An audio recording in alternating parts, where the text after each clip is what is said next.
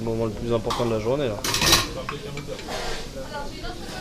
Ouais, parce que je vais vous avouer quelque chose, on mange très bien à la cantine du PSG. Donc, je remercie les chefs pour ça. Et je vous avoue que voilà, je prends un vilain plaisir à déjeuner ici. Il est en train de te berner en prenant une soupe aujourd'hui. Ouais, c'est ce que j'ai l'impression là. Il va prendre qu'une petite assiette, je pense qu'il va poisson légumes, tu vois. Personnellement, je l'ai jamais vu prendre de la soupe. C'est la première fois. Il y a quand même des preuves. Kevin, tu l'as déjà vu prendre de la soupe? D'habitude, c'est quoi une assiette type? Il prend une assiette, une seule assiette, il met c'est- tout dedans. Il met des poissons et de la viande, les pâtes, du riz peut-être s'il y a. Steak Du riz aussi. haché avec un œuf à cheval, des wings. Et parfois il met le dessert entrée. déjà, les fruits au-dessus.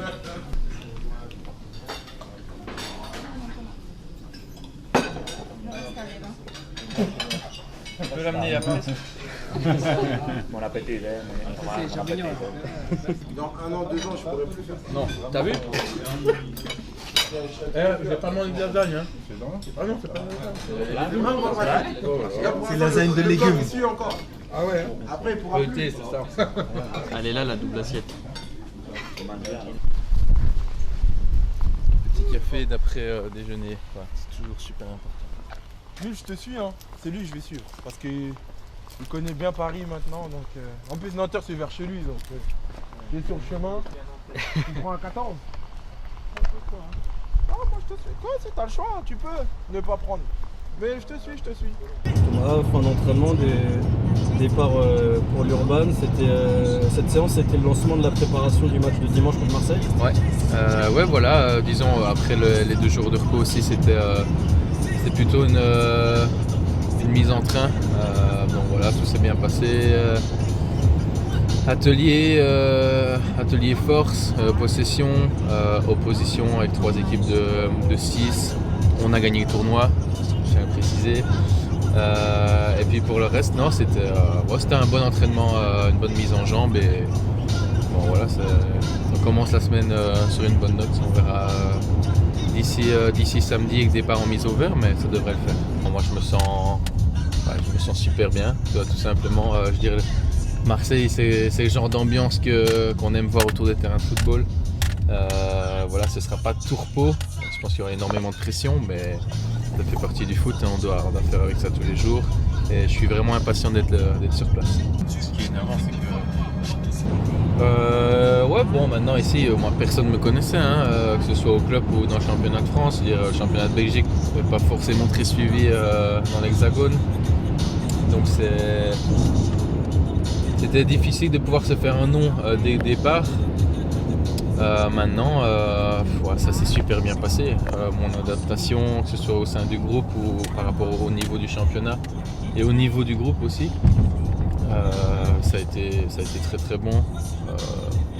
J'ai petit à petit gagné ma place et j'ai eu pas mal de temps de jeu aussi dû aux blessures de Serge, dû à la CAN, où j'ai pu montrer mes capacités et voilà, tout simplement j'ai pu prouver que j'avais ma place dans cet effectif du Parisien.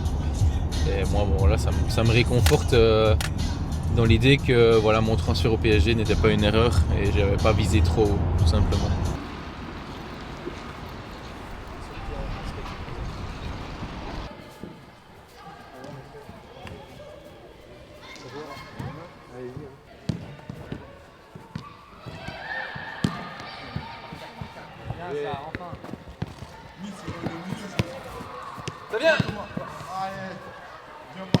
Dire que tu franchis une grande étape dans ta carrière et donc voilà, c'était beaucoup de contentement et de fierté, ouais, je pense. Tout le monde me regarde.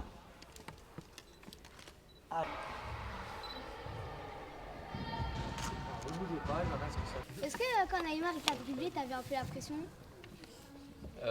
Au début du match, quand il m'a dribblé, je me suis dit que ça allait être difficile, ouais. Donc il fallait que je le calme là direct. Donc voilà, après maintenant les milieux de terrain sont venus beaucoup pour couvrir et m'ont pas mal aidé. Et je pense qu'au fur et à mesure, voilà, Neymar était pour moi le meilleur joueur du Barça et pourtant il n'avait pas fait un grand match. Thomas, ils sont bons en journaliste, les jeunes? Ouais, mais je vois qu'ils ont surtout admiré le match contre le Barça parce que c'est souvent les mêmes questions qui reviennent sur le Barça. Donc, non, mais ils sont attentifs et ouais, c'est cool. Ici c'est J'ai pas entendu. J'ai pas entendu. L'avenir, nous on était à la même place. Baisse un petit peu l'écart. Ouais. Voilà, parfait. Et aujourd'hui, c'est un jour avec Thomas Meunier. Du coup, Presse, qu'est-ce que tu peux nous dire de sympa sur Thomas? Sur Thomas, bah écoutez, il est appelé Thomas Meunier, aussi dit Mills et Cheval. Cheval parce que quand il fait des petites percées dans l'axe comme ça, c'est très compliqué de le rattraper. Et puis, c'est notre petit bœuf à nous. Un bœuf, cheval, je n'ai pas tous les animaux de la ferme, on va passer. Non, c'est un bon cheval, mais avec des bonnes jambes de bœuf. Et footballistiquement? Je sais que courir en fait, je sais rien faire. Ouais, c'est ça, nous on l'envoie. Le contact sur Neymar, t'as vibré? Ouais, franchement, c'est là qu'on voit qu'on a aussi des latéraux qui techniquement ont cette finesse. Hein. Avant la petite passe D, il nous fait un joli petit double contact. Donc ça, c'est beau pour les spectateurs et surtout pour ce 4-0. C'est pour clôturer la fin, c'est magnifique. Les enfants, ils sont encore dans le... Thomas, est-ce que quand tu as quitté le centre de formation du Standard, tu t'imaginais un jour te retrouver au Paris Saint-Germain? Bah écoute, non. D'ailleurs, l'histoire a été un peu bizarre puisque quand je me suis fait virer du centre de formation, j'étais un peu dégoûté du foot et mon envie c'était d'arrêter le foot. Après, dans les journaux, ma mère n'était pas trop d'accord parce que ça a toujours fait partie de ma vie et aussi de la vie de la famille parce que mon père était footballeur, etc. Et elle a téléphoné au gars responsable de la journée de détection à Virton, c'était un club de D3. Et elle a dit voilà, je vais amener mon fils, il faut absolument, il vient de se faire virer du Standard et tout. Et voilà, j'y étais, on a joué un match. Et après le match, j'avais marqué genre 6 ou 7 buts, quelque chose comme ça. Et ils m'ont dit bon écoute, on signe tout de suite.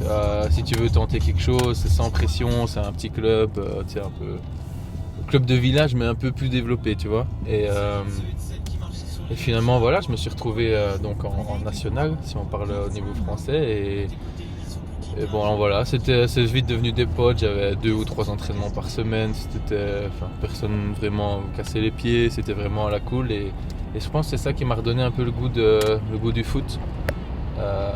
Après on a vu, il y a eu une bonne ascension, je suis rentré dans le noyau A.